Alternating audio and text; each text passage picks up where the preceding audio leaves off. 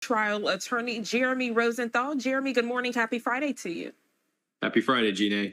So I don't think either of us saw this coming unless you have a crystal ball. This time yesterday, we were discussing the case, jury selection, what the perfect jury would look like, also the possibility of a pardon by President Biden. Then this news came out. Can you discuss what led to this point and what this means since he has now pled guilty to all 9 charges? Some true courtroom drama, right? Yeah. Very rare. We don't see things like this often at all. So I think this was pretty shocking, really from any standard. I think probably what happened here was they had some pretrial rulings on the defense side. Mark Garagos, the Hunter Biden's new attorney, Abby Lowell, they came out publicly and they said addiction is going to be the centerpiece of our defense. In this type of a tax fraud case, the standard is willful, that Hunter Biden willfully defrauded the government. And they made it very clear that, look, we're going to put his addiction first and foremost. At a pretrial ruling, Judge Scarzy sort of gutted that, says, no, we're not going to do that. You're not allowed to make that argument. You're also not allowed to argue that you paid the taxes back as your defense, which that holds with a lot of precedent. And I think what happened at that point is probably Garagos and Lowell sat Hunter Biden down and said, look, man, we don't have a defense anymore. We can go and we can take 2-3 weeks of trial and we can, like the monster that we've talked about before, right? Sometimes in a horror movie, you're running away from the monster. You're pushing shopping carts. You're knocking over fruit stands. You're doing anything and everything you can do to get away from the monster. But at the end of the movie, you get eaten in the back alley by the monster. I think that's the conversation that happened here with Hunter Biden and his team. And they made the decision of, look, let's just roll over and play dead here and hope for the best. So we will see, obviously, if that pans out. Jeremy, with our conversation yesterday, you mentioned all the possibilities, and you mentioned that he could potentially throw himself at the mercy of the court. Is this what we're seeing in real time? Because we just heard a few comments from his attorney in Connor's story, and he was saying, he's trying to protect his family, putting himself as the victim in the situation, as some would see it.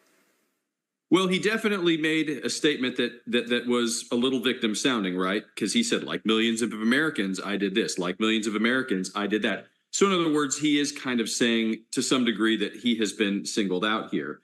And I will say this, one of the things that they're sort of banking on here, when you throw yourself at the mercy of the court, you have to understand, we're hearing that he didn't pay $1.4 million in taxes. We're hearing that he spent $43,000 that he tried to write off at Chateau Marmont. We're hearing that he paid $11,500 to an escort service and wrote that off as a business expense. To us, that's shocking. To a federal judge, that's Wednesday.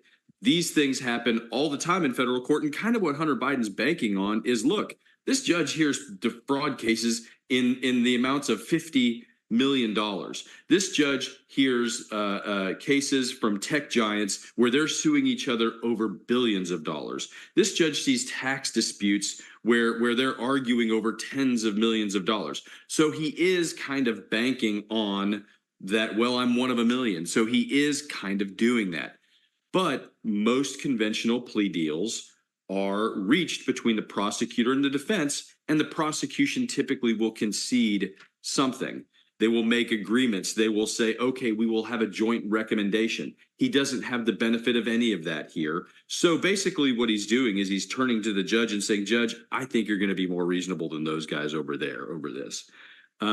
There are some safeguards here, not a ton. You're jumping off the cliff and you're hoping the federal sentencing guidelines are saving you. Pretty rare move. Yeah, and I was going to say it could potentially work in his favor if the judge is like, hey, I appreciate you making this process not so lengthy. But then again, you mentioned those pre-sentence reports. I think I'm saying that properly. So That's what right. does that look like? Is that someone saying, hey, I think this is the time you should serve based on this? And can the judge go against that potentially? A great question. So the sentencing is going to be in December. Between now and then, they're going to do what's called a pre-sentence investigation, very similar to what's going on in his gun case in Delaware. And what that's going to mean is that he is going to sit down with a member of the of the pretrial of the sentence investigation services. And what they're going to do is they're going to line out a lot of different factors to see where Hunter Biden fits in the federal sentencing guideline scheme. It's going to include the amount that he defrauded the government of. It's going to include how anybody else that was involved. It's going to include whether or not he pled guilty. And it's going to include his criminal history, which now includes that Delaware case. So what's going to happen is, based on all that, it's a big matrix. And what they're going to say is, okay, based on this, based on this, based on this, you land right here. From what my understanding is, that's going to be potentially between 15 and 21 months. And the judge presumptively will sentence him in that range. The judge can go over that all the way up to 17 years. If he's going to do that, he's got to show his math. And so the judge has probably got a few challenges to sentence him that high. I would be fairly surprised if something like that happened. But you could see a sentence in that range. You could see higher. You could see lower, because the judge could say, look, you're a man who's been battling addiction. You paid all the money back. You said you were sorry. And you spared us all a trial, a little on the late side. We had a jury in the hallway. They were really upset on that Wednesday morning or Thursday morning or whatever it was.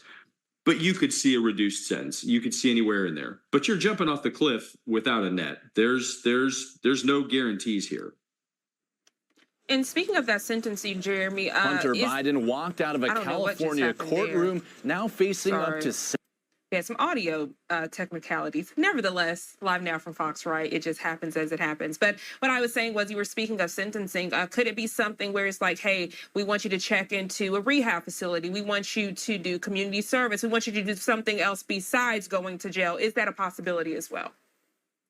If it is, it's probably going to be on the backside of it. Okay. And that could be what is post conviction or post-sentencing supervision. So in all likelihood, you're looking at that on the back end. It could be on the front end. I don't think this is I don't think this is going to be a probation case. In fact, he already made a deal which was going to get him that, and that got spit out about a year ago. So in all likelihood, those types of measures are going to be on the back end, if they're there at all. Jeremy, we thoroughly appreciate your expertise and perspective on this topic. Many of the viewers wanting to know, well, what's next? What do we need to be keeping a close eye on, as it would have been day 2 of jury selection if that was still happening, but now they're wanting to know what's next?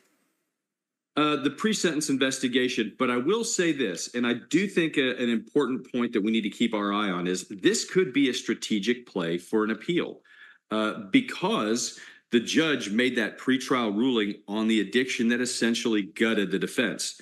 And now that he's made a deal, when you make a deal with the government, you forfeit a lot of things, one of them being your right to appeal. Because there was no deal with the government here, there's no quid pro quo. Hunter Biden should retain all of his rights to appeal, and they can take up to the Ninth Circuit and say, hey, I should have been able to argue about my addiction to the jury. So they may be kind of keeping their powder dry on that front. That's something I would keep an eye on after sentencing. But again, this is a pretty bold move. White House says we're not pardoning him. We'll circle back on this on January 19th. But that's sort of what next is the sentencing. But the lawyer part of me wonders is if this is a strategic play for an appeal. Jeremy Rosenthal, thank you so much for breaking all of this down for us bright and early this Friday morning. I hope you enjoy the rest of your day. You too.